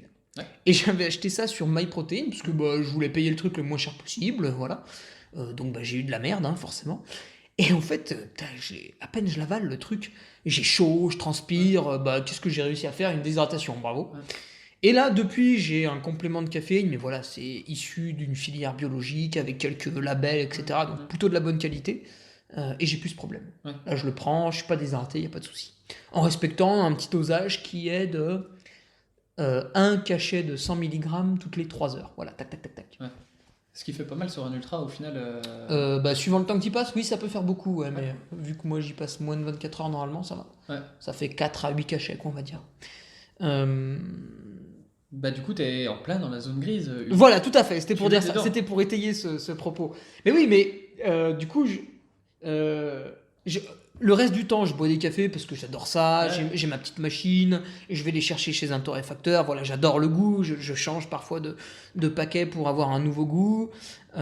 Et par contre, quand on arrive à la compétition, tac, je le stoppe en me disant, comme ça, je peux réavoir mon effet booster. Tu te désensibilises. Voilà. Mais non, mais de toute façon, c'est prouvé, la caféine, ça améliore la performance, que ce soit aérobie ou anaérobie, il y a pas mal de data qui sortent, les sport scientists, ils s'amusent avec ça, ils publient des belles infographies et tout. Donc la caféine, pour améliorer la performance, ça marche. Après, est-ce qu'il faut l'interdire, pas l'interdire? On pourra en débattre des heures, on n'aurait même pas de solution là-dessus, même pas de réponse. Mais voilà, donc la caféine en ultra, oui. Puis même, il y a un truc dont on n'a pas forcément parlé, là tu en parles performance. Mais tu sais, ceux qui font l'UTMB en beaucoup plus de temps que toi, qui mettent 44, 46 heures pour faire un ultra, des fois ils ont envie de faire dodo sur la course. La deuxième nuit, c'est terrible. Juste pour ne pas dormir ou en tout cas limiter les effets de la fatigue. Donc on n'est même pas. Qui peut être dangereux parce que tu tombes, tu te tords la cheville. Mais j'ai eu le débat avec un étudiant dans la formation que j'organise où il me disait mais moi la caféine, même sans parler de dopage pour aller plus vite, être plus stimulé, moi la caféine ça me permet simplement de pas m'endormir et de finir, d'être juste finisher. Et est-ce que être juste finisher, c'est du dopage en fait? Eh ben oui, parce que... Enfin, non. Mais tu pourrais dire que oui, en disant, non, parce que finalement, tu t'es pas assez entraîné, t'as pas été assez fort, et du coup, t'as dû recourir à ça pour pallier ton manque d'entraînement, patati patata. Donc on peut te le démonter dans un sens ou dans l'autre. Mais il y aura des arguments pour et contre. On peut te dire oui ou non, c'est dur à dire. Voilà. Très bel exemple de zone grise. Et t'en as plein, on parlait tout à l'heure de jus de betterave, de pas mal de choses comme ça. Décris-nous le jus de betterave, alors quel est son intérêt? Le jus de betterave, c'est pareil, hein, ça augmente en gros les nitrates et les nitrites dans ton sang, ça dilate tes vaisseaux et ça augmente la performance aérobie. Après, encore une fois, t'as ta betterave que tu vas manger toi-même. Et est-ce que si j'ajoute de la L-citrulline, ça marche mieux? La citrulline, c'est le même principe, c'est pour dilater les vaisseaux. Et après, tu te retrouves avec des mecs, des sportifs qui parfois ils ont carrément des piluliers avec eux, avec plein de compléments. Alors des fois des compléments qui ont des interactions les uns envers les autres et puis ça marche pas forcément aussi bien qu'il faut. Ah merde. Mais ça c'est encore un autre débat. Mais on est dans la zone grise, on pourrait en parler des heures, la fameuse zone grise où faut prendre tel complément. Est-ce que c'est du dopage ou pas? J'ai pas la réponse là à cette question. J'ai mon avis sur certaines choses. Je pense que chacun a son avis, c'est pas débattu, mais il y a des choses qui vont changer dans les années à venir. L'ultra, c'est un engouement qui est énorme. Les gens font de plus en plus de longues distances. Il y a de plus en plus de gens qui vont commencer à apprendre des choses. Et en plus, ces boîtes qui développent tous ces compléments, c'est des boîtes qui ont de l'argent, c'est des laboratoires pharmaceutiques. Oui. Et donc ils ont de l'argent, donc ils vont sponsoriser des gens qui font des stories sur Instagram en disant prenez ces compléments, il est trop bien pour la santé. Et donc du coup, tu vois, après, où est la limite? Encore une fois, c'est la zone grise. Mais c'est hyper vieux parce que quand mes parents faisaient du raid d'abord, puis du trail ensuite, dans les années 2000, tu vois, il y avait un truc qui se vend encore, c'est le Sporténine. Je sais pas si tu Ah oui. Bah, et il fallait prendre ça pour pas avoir de crampes à l'effort. Ouais, Parce que si tu faisais un effort, t'allais avoir des crampes, tu vois, et ça allait être terrible. Ouais. Parce qu'on avait tous l'image du marathonien au kilomètre 30. Et Sportéline. Sportéline. Ouais. Et là. C'est trouver Et le petit truc. c'était un petit cachet que tu mangeais, ça avait bon goût en plus. Ouais. Très très bon le Sportéline. Ouais. Mais ça, en fait, j'ai analysé un peu la compo du truc, ça sert à rien. En fait. C'est vraiment de la merde, c'est cher en plus. Voilà quoi. Qu'est-ce qu'il nous reste? Bah, je crois que t'as tout dit. Tu m'as dit ça et ça. Ah oui, non mais ça on mettra dans la description les sites internet pour avoir les bonnes informations. Par exemple, tu vois, demain je me soigne d'un rhume ou de je sais pas quelle petite saloperie hivernale. Je vais être sûr que ce que je prends, le médecin me donne une liste de médicaments, je vais à la pharmacie, il me les donne. Ou même des fois, tu sais, à la pharmacie, ils disent ah bah non, celui-là, en fait, on vous donne un générique, patati patata. Et puis j'ai envie, une fois chez moi, tu vois, d'avoir mes boîtes de médicaments, de contrôler en tapant sur internet. Ça, tu auras des liens à me donner pour. Oralement, c'est intéressant à dire, mais je pense qu'il faut aller sur le site de l'Agence française de lutte antidopage parce que se taper le code mondial antidopage, tout lire, c'est le bordel. Non, mais tu vois, il y a un truc avec un moteur de recherche. Et c'est sur le site de l'Agence française de lutte, la FLD, il y a un moteur de recherche, on tape le nom du médoc et ça nous dit autorisé, pas autorisé. Je pense que tout sportif doit connaître ça. Ouais, il faut aller taper. Et par exemple, quand tu tapes.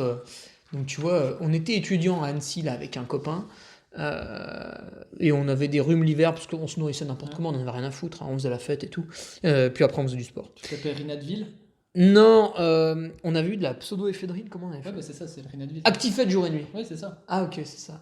Bah, ça c'est. Et dedans il y a de la pseudoéphédrine, c'est un médicament en vente libre, donc il faut faire attention. Mais ça contient de la pseudoéphédrine qui aussi, alors à ces dosages-là dans le nez, tu vas pas améliorer ta performance, mais utiliser par d'autres cachet que t'avalais. Ouais, ou par cachet, mais à d'autres concentrations plus hautes, ça peut masquer, ça peut améliorer la performance. Donc c'est interdit, la pseudoéphédrine en compétition est interdite. Mais là, je pense que c'est un message à faire passer. Et puis le Actifed jour et nuit, t'as la pub à la télé. Mais on peut trouver des molécules qui sont dopantes, qui sont sur la liste dans des médicaments en vente libre, en pharmacie, qu'on va vous conseiller pour le commun des mortels. Alors là, le problème, c'est que le pharmacien ne vous le dit pas, le médecin ne vous le dit pas. Le seul moyen, c'est d'aller vérifier sur le site de la FLD. Ou alors, maintenant, il y a des labels sur les compléments comme Sport Protect, je ne sais pas si tu as déjà entendu parler, qui garantissent que dans ce produit, il n'y a pas forcément de molécules antidopage, mais bon, voilà, il faut vérifier sur la FLD. La marque eFit, ils le font beaucoup, ça a marqué que c'est légal ce qu'ils vendent. Enfin, du point de vue dopage. Un autre truc que tu peux acheter en pharmacie, c'est le Gin Corfort. Et là, il y a pas mal de cyclistes qui se sont fait choper à ça. Mais ça améliore que dalle, ça. Au dosage pour les jambes lourdes, non. Mais après, il y a des datas. Alors, je les ai pas en tête, j'ai pas les articles en tête, mais il y a quand même des datas qui disent qu'au niveau performance, surtout aérobie, ça peut améliorer des choses. Donc, c'est pour ça que c'est sur liste. Mais c'est un truc, tu peux l'acheter en pharmacie comme ça. C'est ce que je te disais. C'est le problème. T'as des médicaments. C'est pas parce qu'un médicament est en vente libre qu'il est tout à fait safe. Qu'il est safe au niveau antidopage, mais qu'il est safe aussi pour la santé. Ça, c'est encore autre chose. Parce qu'on n'en a pas parlé, mais les anti-inflammatoires, dans cette fameuse zone grise, ça c'est couramment utilisé en trail. Il y a énormément, je lisais encore une étude là en ultra-endurance, il y a des données qui montrent que jusqu'à 30 à 60% des gens en avaient recours. Quand même. Outre le fait qu'on peut se dire est-ce que ça améliore pas la performance, ça peut donner des graves problèmes rénaux et musculaires. On a des exemples de rhabdomyolyse, c'est des mots qui sont compliqués, mais de problèmes de reins et intestinaux là-dessus, et puis c'est catastrophique. En plus, quand tu es dans un ultra, t'as envie de pisser, tu t'arrêtes de pisser, c'est forcément au moins jaune, tu vois. Et ça limite, ça tire un peu sur le marron parce qu'il y a l'effort, parce qu'il y a la fatigue, et du coup, tu vois pas que c'est à cause de ton médicament. Oui, c'est ça. Donc pour finir sur le Gin Corfort, il y avait Aurélien Collet là, qui est un bon trailer, là, je sais plus s'il est encore aucun. Il s'était fait choper en VTT avec ça parce qu'il avait mal à un genou, il l'avait mis un peu sur le genou, tac, et puis après il avait pu faire sa compétition. Manque de bol, il a été contrôlé ce jour-là. Là, le connaissant, c'était de la pure bêtise, mais du coup, ça peut aller vite, quoi. Parce que le pauvre, après, il était vachement emmerdé. Mais après, là, pour que tu dises, les gens aussi ont classifié assez rapidement un contrôle positif en disant c'est un dopé et tout. Ah, Je pense aussi qu'il y a ouais. des gens qui potentiellement Il y a le prennent... classement du dopage. Ouais, mais il y a des gens potentiellement qui ont pris un médicament pour se traiter et puis bam, merde, ça contenait une molécule. Ouais, de ils ça. ont pas fait gaffe. Moi, je sais qu'il y a pas mal de... Moi, j'ai des jeunes dans mon staff, dans mon effectif, qui me demandent à chaque fois, ils me disent, t'es sûr que c'est bon, machin. Enfin voilà, ils ont pas envie... parmi qu'ils- tes cyclistes. Oui, oui.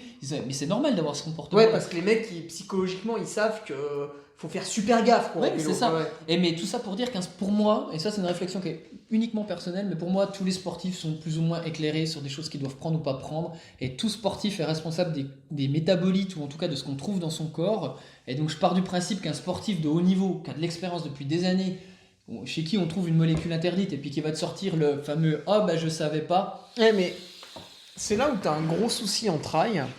C'est ce qui fait aussi un peu la magie du truc. C'est que t'as des mecs qui se mettent aux courses nature, au trail, tout ça, et qui sont jamais passés par le giron fédéral, que ce soit en FFA ou dans d'autres sports. Et du coup, tu peux être passé totalement à côté de cette culture de l'antidopage, et t'arrives sur ta course et t'as pris un médicament parce que t'étais pas bien la semaine d'avant, tu faisais ça depuis tout petit parce que ta grand-mère te disait qu'il fallait prendre ça, et puis voilà, t'es contrôlé positif et c'est la merde. Tandis que, moi, mon exemple, c'est que j'ai été cycliste dans mes années cadets, je faisais les Coupes de France avec le club VTT de Chambéry, et l'entraîneur faisait une intervention chaque année pour parler justement du dopage, et que surtout, fallait absolument rien prendre. Fallait lui demander avant, puis après, bien sûr, lui, il demandait au médecin si c'était bon, etc. Ouais. Puis là, tu pouvais. Mais on avait une petite... on peut appeler ça une formation, quoi. Et tous ceux qui étaient un peu dans des clubs ont eu ça. Mais le gars qui se met au trail, parce que putain, c'est vachement sympa, finalement, il faisait de la rando depuis tout petit, puis il y a un copain qui lui a dit, viens, là, il y a un 25 km, accompagne-moi. Puis le gars, en fait, il a un potentiel de ouf, il finit sur le podium, mais ça se voit souvent. Lui, par contre, il est passé à côté de toute cette information. Ouais. Et du coup, ça peut faire une belle conclusion, mais en fait, en gros, c'est ce que je te disais au tout début, c'est que le meilleur moyen de le rendre tabou, le dopage, c'est de pas en parler. Et j'ai l'intime conviction que c'est des sujets qu'il faut évoquer dans pas mal de structures.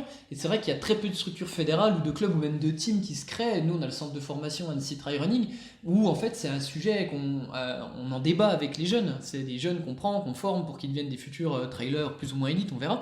Mais l'idée, c'est de se dire, il faut leur parler de dopage, il faut leur expliquer ce que c'est, qu'est-ce qu'ils peuvent faire, qu'est-ce qu'ils ont le droit de faire, pas le droit de faire, et toute l'éthique qui est autour de ça. Et tu as complètement raison, c'est le rôle de la Fédé, mais le trail, c'est un sport qui est tellement indépendant de la Fédé, et tellement personnel qu'il y a des gens qui échappent à l'information. Ouais, tu peux arriver un peu comme ça, quoi, dans le trail, tu vois, sans avoir pratiqué de compétition avant.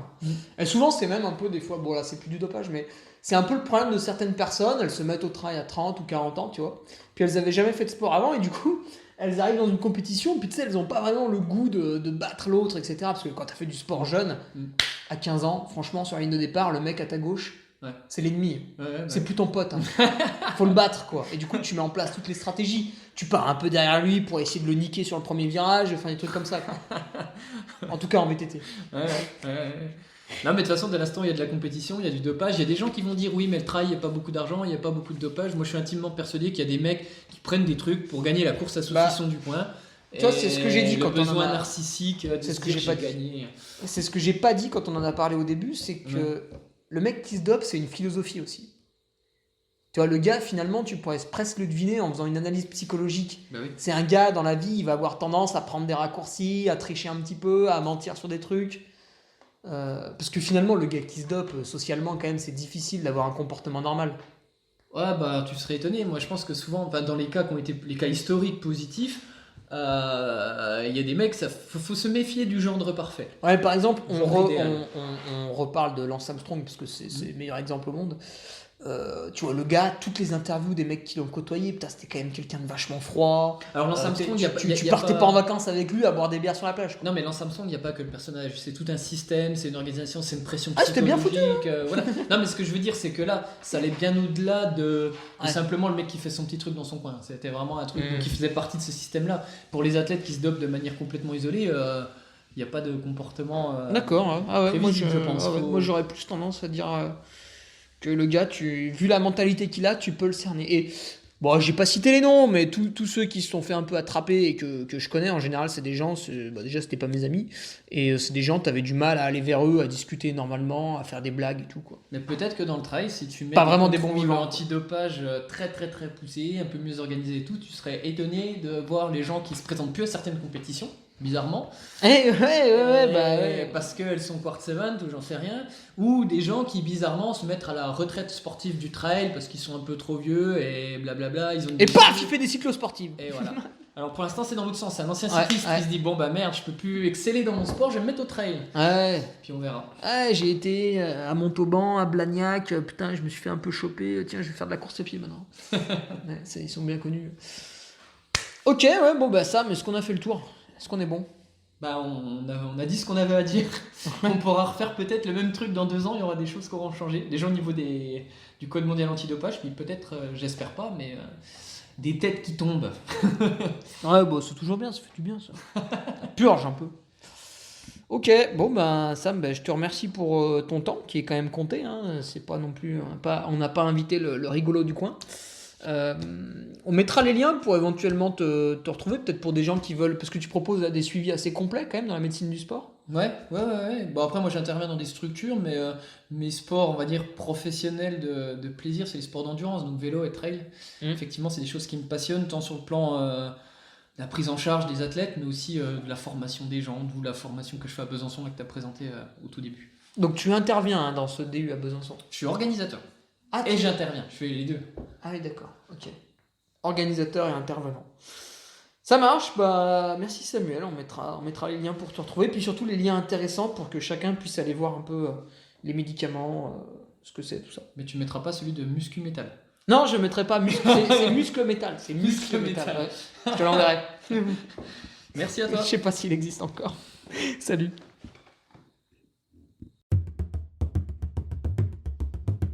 Tu viens d'écouter le podcast du Duc de Savoie. Si tu souhaites approfondir avec de pertinents articles d'éminents spécialistes, rejoins le Patreon. Tu feras ainsi partie en tant que fidèle patriote de la très prestigieuse Duke Army. Si l'humour est ton leitmotiv et que tu n'as peur de rien, viens sur l'Instagram.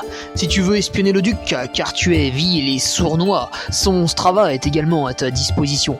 Enfin, si tu es vieux, presque sénile et ou débute dans les réseaux sociaux, contente-toi de suivre sa divine page Facebook, les liens sont dans la description. Que Dieu te garde et à la semaine prochaine.